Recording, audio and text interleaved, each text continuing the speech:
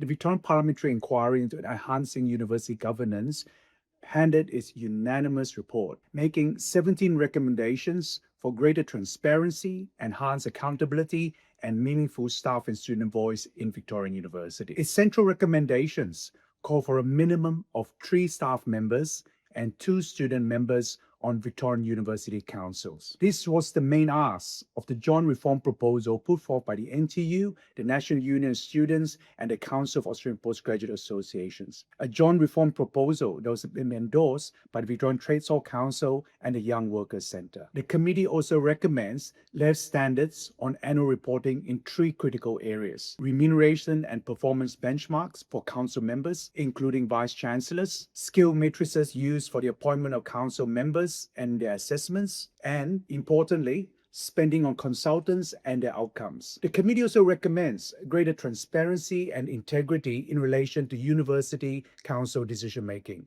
calling for government requirements for the publication of agendas and outcomes of council meetings and a public register of interest for all council members. It has also firmly recognized that improving university governance is an ongoing process, with recommendations for reviews in relation to council appointment processes, staff and student complaint system, and after 3 years, the impact of any legislative amendments. The NTU strongly welcomes this report and its recommendations, particularly its recommendations to enhance staff and student voice. The cross-party support underpinning this report speaks strongly to the community's sentiment that informs its recommendations. We are calling upon the government and all parliamentary parties to support the implementation of these recommendations. And we're also calling on universities, Victorian universities and their chancellors to proactively address the committee's recommendations and the concerns it has raised. Join the campaign to improve university governance. And if you're not a member, join the union.